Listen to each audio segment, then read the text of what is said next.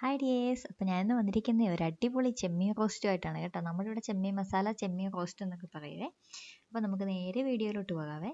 അപ്പോൾ ഞാൻ ഇതിൻ്റെ ഒരു 1/2 കിലോ ചെമ്മീനാണ് എടുത്തിരിക്കുന്നത് കേട്ടോ. 1/2 കിലോ ചെമ്മീൻ നന്നായിട്ട് വൃത്തിയായിട്ട് എടുത്തിട്ടുണ്ട്. അതിന് ശേഷം നമ്മുടെ സവോള, അതുപോലെ തന്നെ കുറച്ച് ചെറുള്ളി, കുറച്ച് വെളുത്തുള്ളി, അതുപോലെ തന്നെ കുറച്ച് പച്ചമുളക്, കുറച്ച് തക്കാളി, ഇത്രയാണ് ഞാൻ അരിഞ്ഞെടുത്തിരിക്കുന്നത്.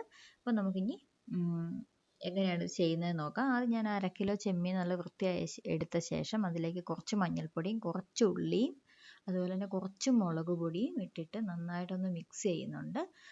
കുറച്ച് ഉപ്പ് ഇടുന്നുണ്ട് കേട്ടോ. ഒരു 1/4 ടീസ്പൂൺ ഉപ്പ് ഇട്ടിട്ട് നല്ല രീതിയിലൊന്ന് ഇളക്കി കൊടുക്കുന്നുണ്ട്.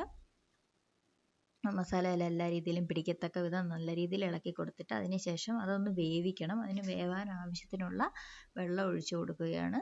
അതിന് ശേഷം അത് നന്നായിട്ടൊന്ന് വേവിച്ചെടുക്കുക. ഇതൊന്ന് സെപ്പറേറ്റ് വേവിച്ചിട്ടാണ് കേട്ടോ.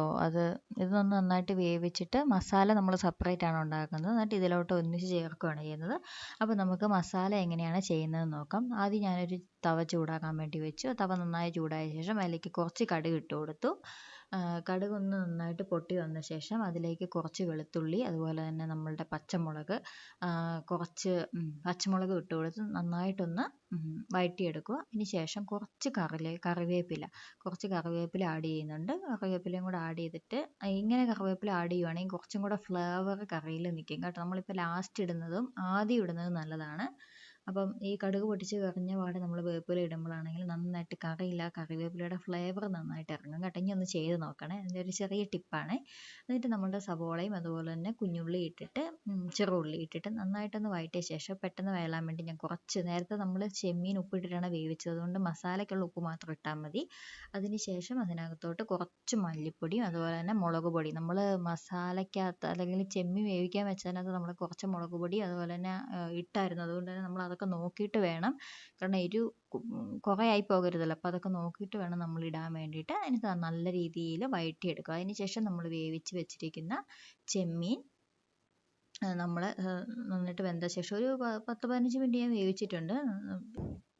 അപ്പോൾ ഈ ചെമ്മീനകത്ത് വെള്ളം കുറച്ച് പറ്റാനുണ്ട്, കാരണം നമ്മൾ വേവിച്ച ചെമ്മീനകത്ത് നമ്മൾ നന്നായിട്ട് വെള്ളം ഒഴിച്ച ശേഷമാണല്ലോ വേവിച്ചത്. അപ്പോൾ ഈ ഗ്രേവിക്കകത്ത് കിടന്നിട്ട് ഈ ചെമ്മീൻ വേവിച്ച വെള്ളവും അതെല്ലാം കൂടെ ഒന്ന് നന്നായിട്ടൊന്ന് വറ്റണം. അപ്പോൾ ആ വേവിച്ച വെള്ളവും കൂടെ പറ്റുമ്പോൾ നല്ല ടേസ്റ്റ് ആയിരിക്കും ഗ്രേവിക്ക്.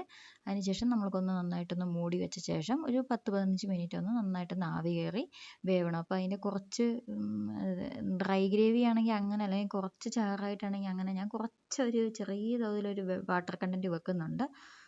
അപ്പം അങ്ങനെ വേണമെങ്കിൽ അങ്ങനെ നമുക്ക് ഇഷ്ടമുള്ള രീതിയിൽ വെക്കാം. അപ്പം നന്നായിട്ട് മൂടി തുറന്നിട്ട് ഒരു 10-15 മിനിറ്റ് ഒന്നും വെക്കണ്ട, ഒരു 5-6 മിനിറ്റ് വെച്ചാൽ മതി.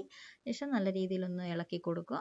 അതിന് ശേഷം നല്ല അടിപൊളി ചെമ്മീൻ റോസ്റ്റാണ്. ഇത് എല്ലാവർക്കും ഇഷ്ടപ്പെടും, നല്ല ടേസ്റ്റാണ്. പിന്നെ കുഞ്ഞുങ്ങളൊക്കെ ഉള്ള വീട്ടിലാണെങ്കിൽ കുറച്ച് മുളക് പൊടി ഇട്ടാൽ മതി, കാരണം എരിവൊക്കെ അധികം വേണ്ടല്ലോ. അപ്പോൾ എല്ലാവരും ഒന്ന് ട്രൈ ചെയ്ത് നോക്കണേ.